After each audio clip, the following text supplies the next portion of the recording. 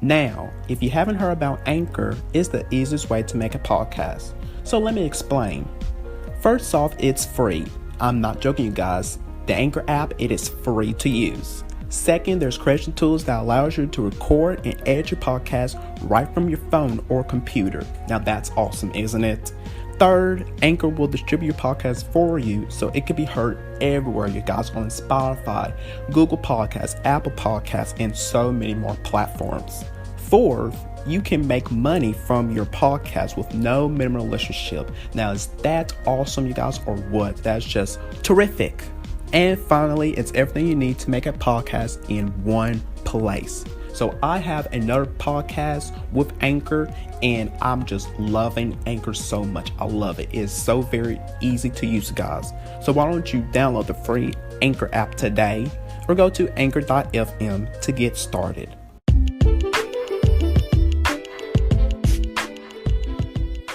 What's up, you guys, and welcome to the official podcast of Damian Talks Education.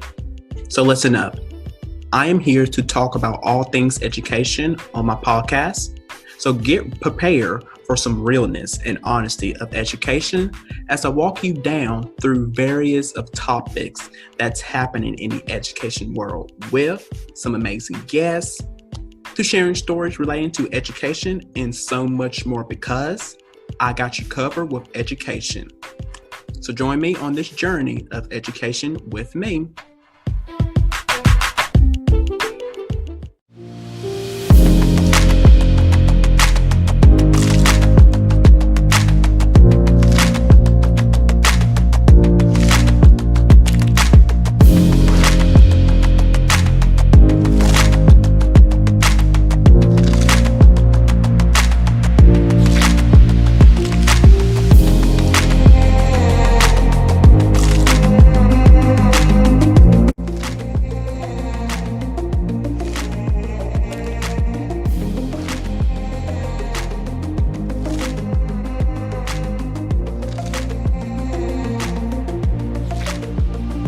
Hello, everyone, and welcome to Damian Talks Education.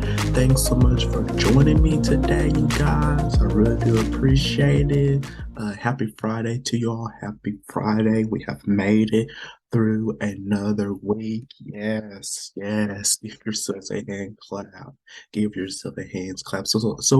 Okay, see, I better start, you guys. I don't know if you guys can tell, but I quite do. And I catch myself. I do talk a little fast. I do. And that's what I need to practice on, is slowing down of talking. Because I know probably some of you guys are like, woo, gosh, woo, Damien, just slow down a little bit. Slow down a little bit. I'm gonna try that this year, you guys. That's gonna be one of my goals. That's gonna be one of my goals, is try to slow down this year. Of me talking fast, but I hope all of you are you had a great week so far. Today is Friday, like I mentioned. We have made it through another week, and I know that probably uh, this week probably for some of you guys have been stressful or whatever, but you guys, we made it. We made it. See, I can't even talk. We made it. So go out and celebrate, enjoy your Friday and your weekend, and then we get to start it back all over again next week on Monday, don't we? Yes, we do. So let's check in with me, you guys, because I'm quite starting doing that now. Checking in with me. I'm doing. Let's see what word I want to use, because I feel like I say the same thing all the time, like I'm good, I'm fine, I'm okay, which are all true. They're all true, but I want to use something different today. Let's see, what can I use today? So I am. Hmm. I'm terrific. Let's say that I am terrific today. It has been a great week for me. I'm feeling, like myself a little bit. I'm feeling alive, for once. But yeah, I'm feeling terrific. It hasn't been a bad week for me. Thank the Lord. Thank you, Jesus. It just really been a great week for me. I could say that. I could say that nothing to stress out over. It's just been productive for me. It's been productive. Now, my work at a daycare, that is something totally different, you guys. Okay, that is something totally different.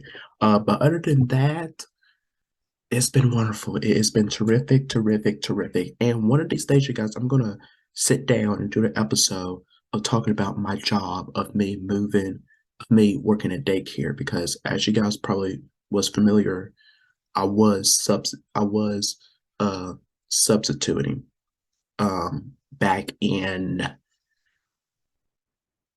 2020, no, back in 2021, between the, I can't remember now. It was 2021, actually, 2021, when I started subbing.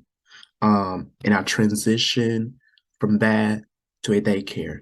I know, isn't that something? Is that something? So one of these days, I'm probably going to sit down, talk to you guys why I decided to stop um to stop subbing, and I found a new job of me being at a daycare now. So one of these days, I will sit down and talk with you guys about that.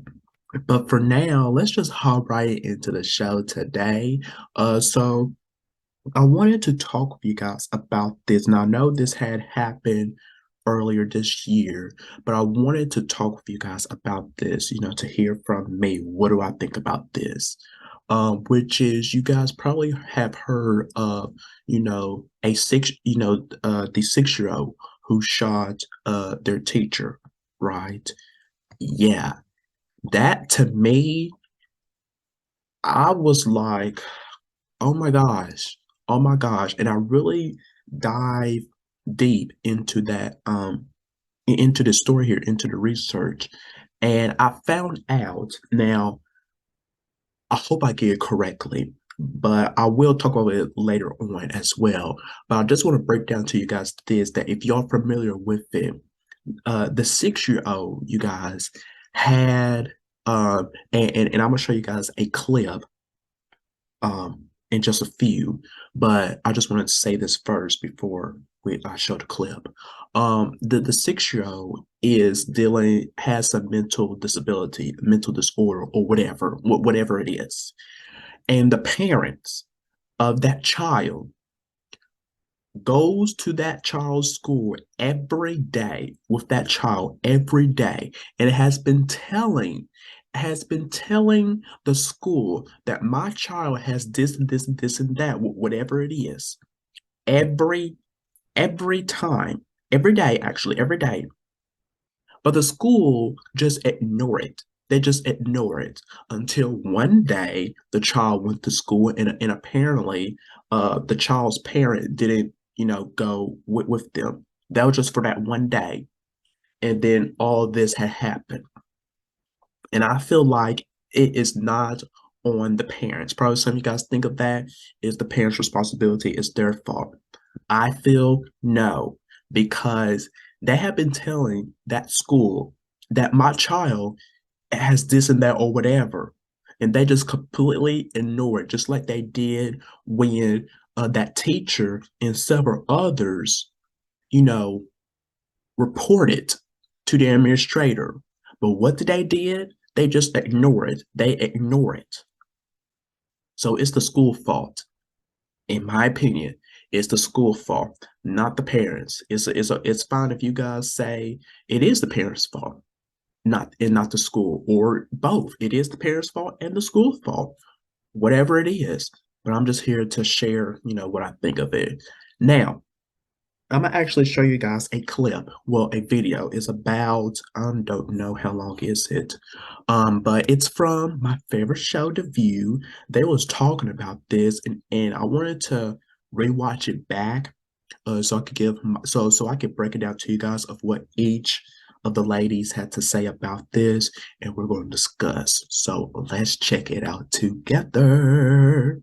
25-year-old teacher who was shot in the chest by her 6-year-old student who brought a gun to school intends to file a lawsuit.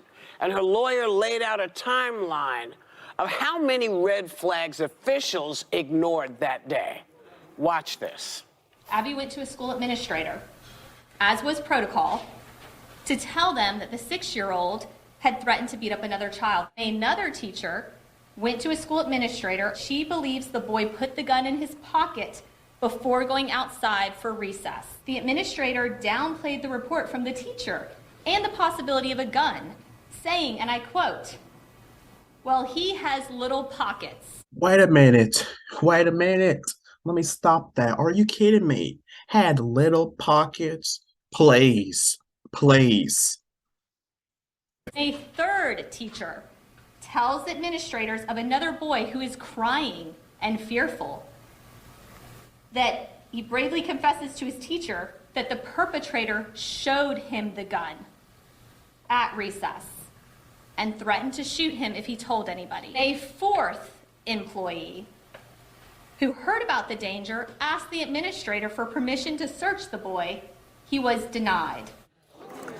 A school representative declined to comment, saying it's an ongoing investigation, but added that the school is under new leadership. Oh, hell yeah. How is it that anyone in a school who hears the word gun does not take immediate action? Exactly. Let me stop you right there, Ruby. That's exactly right, because several times, you guys, telling administrators, they just completely ignore it. Several times, you're going to keep ignoring it. What is wrong with that school? What is wrong with you? What is wrong? That makes no sense. If somebody tells me one time, a student of mine or a co-worker of mine, that somebody has a gun at school, I'm going to immediately report it. And if the administrators at my school don't do nothing about it, if they just ignore me the first time, I'm going to take immediate action. Call the police. Call somebody. Because you're not just going to ignore me saying that, oh, whatever, or we will handle it later. What do you mean you're going to handle it later? Something could happen. This is Does not say we're shutting everything down, we're searching every kid, we're going to do. Who says, well, it'll be all right? What? You know? Who? Well, those words, especially today after 25 years of school shootings, like create an immediate reaction. It's jarring to hear school and guns. So the fact that this played out all day long, this little boy, there were reports that there were some disabilities or behavioral issues in the classroom and that the parents were supposed to be with him and they weren't. This boy had also told a teacher he was going to set her on fire, a different teacher, and that he wanted to kill her. And so I think that the fact that at the, guidance of protecting one small child, they kind of exposed the entire school, every teacher, every other student in that classroom. We're lucky that this woman survived and that it was one person. She still has bullet inside of her. There were 4 warnings that day. 4 warnings. And that last one, the last warning, they said the school day's almost over. exactly, Sarah. Yeah, I forgot about that. 4 times. 4 times, and then the last time, they was like, the school day is about to be over with. We will handle it. Oh my gosh, this is. Question that school is at fault, or there is fault that lays with the school, right? And there's no question that there's a problem with what happened here. But I'm reluctant to call this 6-year-old a perpetrator, as this attorney did. He's a 6-year-old. There's no age limit for prosecution. In Virginia, there has been talk about prosecuting this child for alleged attempted manslaughter. And I just think that when you have a country that will prosecute a 6-year-old who has serious mental disabilities, there's a problem there. I at first blamed the parents. I thought, what's going on? However, when I learned that his parents had been in school with him, addressing his disability. They wanted him to be integrated into the classroom, so they went with him to school either the mother or the father every single day. This was the day that they weren't there. So they were trying to do their best, and that gun was locked. It was in a closet on the mother's top shelf with a trigger lock on it. That trigger lock, under a Virginia law, is supposed to be able to protect the gun or the potential victim from the gun being triggered. So if there's no blame on the parents, there's blame for the school, but I think that there's just no question that there are more guns than people in this country. Yeah. More guns than people. That's right, Sonny. More guns than people in this country. Absolutely. And then, that's why I was saying you guys earlier, into the show about, exactly what Sonny just said, that, at first, I was with Sonny that, where are the parents? Where are the parents that are involved with this child? But also, I have learned, that, this 6-year-old parents, either the father or the mother, was going to school every day, explaining about, my child has this and that every day. But for some reason, until now, when that had happened, neither of them went to school, for whatever reason that was, just for that one day. This school needs to get itself together. It needs to get itself together, as with other schools dealing with problems similar to like this. Because I'm sick and tired. Hold on, you guys. Let me pull myself. I'm gonna stop the share for a moment because I want you guys to see me clearly. I am sick and tired of this keep on happening into our schools. I'm sick and tired of you guys, administrators. Yes, I'm talking to you guys. I'm sick and tired of you not doing nothing to help protect our students and our teachers. You act like that you care, but honestly you don't, because in this case, the administrators at that school did not care about nobody except for themselves and the paycheck. That's what I have to say there. That's all you care about is the money, money, money. I'm sick of you guys. Get out. Get out, because you don't belong there in the first place. You don't belong there. I may be wrong on this. I may be wrong. But in this case, administrators, like I said, did not do nothing about it. 4 times. 4 times. How many times does somebody have to tell you that a child, a student, has a gun in school? How many times can somebody tell you for you to immediately do something about it? How many times?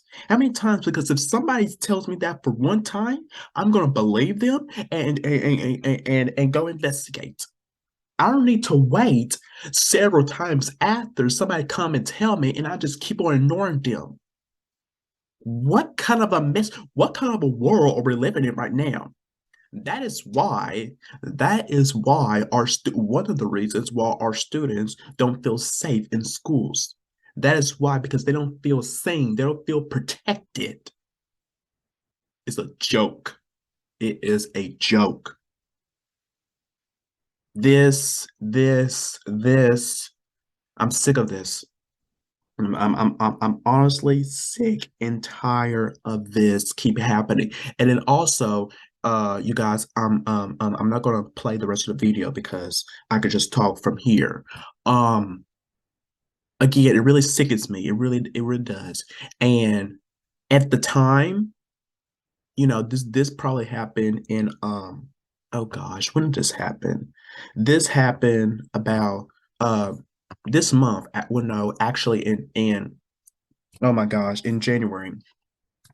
And this is where the teacher that was shot was planning on suing the school. Yeah. Now, I don't have no updates for you guys right now, but when I do, I will. You guys make sure you follow my page, our social media page at Damian Talks Education, to where I would give you guys the update onto that. It's just, again, we got to hear our students. We got to hear from our teachers. Seriously, because if they come and tell me something that a child or somebody has a gun inside of our school, I'm immediately going to get up and do something about it. I'm not just going to sit there, lay back, eating chips, pretend like I'm doing my job, which I'm not. It's ridiculous. It's ridiculous. So I would like to hear from you guys. What do you guys think of this here, of this story here, of this 6-year-old shot his teacher? What do you guys think of this? Do you guys think that this, like I said earlier, this falls on the parents? This is the parents' fault. This is the school's fault. This is, both of theirs. All three, whatever it is, please let me know and let's have that discussion. Let's have that discussion together. It's just, oh my gosh. Woo. So, let's move on, you guys, and talk about something else. Oh gosh, and this is gonna be another heated story here. Oh my gosh, this is oh Florida, Florida, Florida, Florida. You guys know where I'm going at this, right? Florida, Florida. How you doing, Florida? That's my question. How are you doing? Because I honestly want to know, how are you doing over there, Florida? The people over there. Hmm. Well, I know you guys have heard the news. It's been covered everywhere. Florida Department of Education blocks advanced placement course on African American studies from being offered in high school. This is the biggest debate right now. I can just talk from my point of view. Okay. So let me break it down for the ones who has been living under a rock since then. Okay. The state of Florida has rejected the opportunity to have an advanced placement course on African American studies be taught to its high school students, stating that the course is not, and I quote, historically accurate and violates state law. How in the I was about to say that word. How in the it violates state laws? It is not, you guys quote, historically accurate? That is some BS. That is some BS. I want to say the word, but oh gosh. That is some BS there. How According to the New York Times, the Florida Department of Education sent a letter to the College Board notifying them that the African American Study course will not be in the state course directory. The Department Office of Articulation wrote in a letter on January the 12th, stating, I quote, as presented, the content of this course is inacceptably contrary. In the content of this course is explicitly contrary to Florida law and significantly lacks educational value. However, they did say if the College Board is willing to come back to the table with lawful, historically accurate content, the FDOE will always be willing to reopen the discussion. So the letter did notify which law the course violates. However, the New York Times did note that the state governor, I'm not going to say his name, but you guys know who I'm talking about, the state governor of Florida. He did sign legislation that limits how racism and other moments in history can be taught in schools and workplace. Bull. That legislation later became known as the Stop Woke Act. What? Under the law, it stops instruction that could make students feel any responsibility or guilt about the past action performed by members of their race. He's a joke. Let me just say that. That man, Florida governor, you're a joke. You're a joke for doing this. Taking away AP in Florida schools. So you're telling me that everybody else Everybody else can learn about their history. Instead for us, Black people, into our schools. Why is that? Why is that? You are a joke and you are a coward. Yeah, I said it. A coward. Because you are. What kind of a man are you? What kind of a man are you? That is why it is so very important for our Black students to learn their Black history in school. And I did an episode of this in past seasons talking about why it is important for our Black students to be learning their Black history in school. So I have a clip up to that, so take a look. I just don't get it at all. I really don't. I really don't understand why so many of our Black students today in schools, they're just not learning their history in schools, period. Now,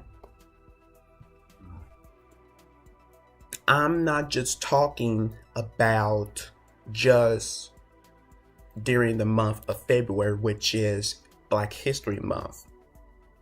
I'm talking about year-round, including the February, the Black History Month. I'm including that. I'm including all year round, you guys, all year round. They should be learning their history in schools because it is important to learn about their ancestors and about us, about our information.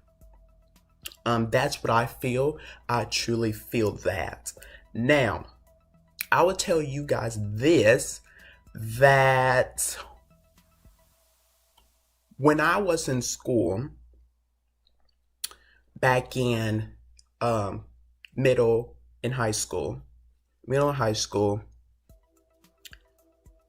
I was so starved, STARVED, I was so starved to death about not learning the information about who I really am. Now, let me just say this. I know you can get to learn this at home. Let your parents do this. But for me, during that particular time in middle school and in high school, I was just so starved for information about who I really am. Where did I come from? Why are we so important? Black people. Why are we so important in society? And I know that you could do this, learn about who you really are. There's lots of ways you could do this, online with Ancestry, 23 and May. There's lots of resources. But I just want, in school, to learn, who I really am. I just wanted that. I just really do it. And I ache to hear so many stories about people who look like me, or see the names of Black scholars, either in math or science, or even to talk about Africa. But, without talking about poverty and slavery. So that just ached me to death, of wanting to hear stories about that. And I know that in February, some teachers quite do that, but I just don't feel it's enough. It's not enough. I'm sorry, it's just not, because this needs to be a year-round thing. Okay, here's what I don't get. People. Why do we learn about all the stuff in history, about the Civil War, all of that good stuff? Why do we not even talk about us?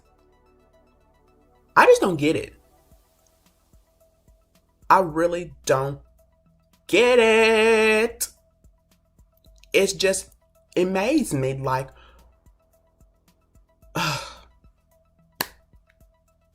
you guys, you do not understand. You just really don't. Like, wow. I'm just like really thinking about it, honestly, because we learn about, the Civil War, President Lincoln, everything that happened, the Great Depression, everything, the New Deal, everything that happens in history. But why not talk about us, Black people? How did we start it out? How do we came to be? Why are we so important? Where we are today, how are we doing? I just want to learn that in school. And I'm being honest. I am being completely honest. If any of my former teachers are watching this, I'm so sorry. I'm so sorry I have to say this, but it wasn't enough. You didn't teach about that. To me, particularly. I'm not going to speak on all of the students, all of the Black students that went to my middle and high school. My classmates. I'm not going to speak on their behalf. I'm just speaking on me. Like, it wasn't enough. I wasn't, you guys, you don't understand. I wasn't teach that pertaining to me. I don't know why. I just feel like that. Now, maybe I quite was a little bit, but like I said, it wasn't enough. It wasn't enough. And it's just, oh my gosh. You guys, you do not understand. I keep on saying that in this video. Y'all don't understand. Y'all don't. You just don't. You don't understand. And I had this discussion with my friend, Andrew Fred. Y'all just don't understand. Y'all just don't really. I don't. And you see right there, prime example right there. Our Black students needs to learn their Black history in school. If the Hispanic students can learn theirs, Spanish students, Latino students, all the other backgrounds of students, if they can learn their history in school, why can us? Why can us? What's the reason behind it? Because he said that it violates the state law and it's not historically accurate. That's some BS. That is some bull crap, I tell you. I am glad that he is not my governor. I'm not living in Florida. Parents, you should be upset about it. Florida parents, you should be really upset about this and need to be doing something about it, about getting rid of that man. Seriously. That is why it is so very important for us to get out and vote so we can put the right people into these kinds of positions. Because this man is just, he's not it. He's not it. Sorry. But, yeah. There you have it right there. There you have it right there. I hope you guys enjoyed this episode right here. I don't know if you guys did or not, but I hope you did. Thanks again so much for joining me today. I do appreciate it. If you guys have any, concerns about this episode right here, any future topics that you guys would like for me to talk about or whatever, please let me know. Please, please, please let me know onto our social media pages at Damian Talks Education. I would love to hear from you guys. Oh my, yes, yes, yes. So, have a great rest of your week, you guys. Well, today is Friday, so have a good weekend. I should say that. Have a good weekend, you guys, and I will see you guys right back here next time on Damian Talks Education. So until then, take care of yourself and be blessed. Bye, everyone.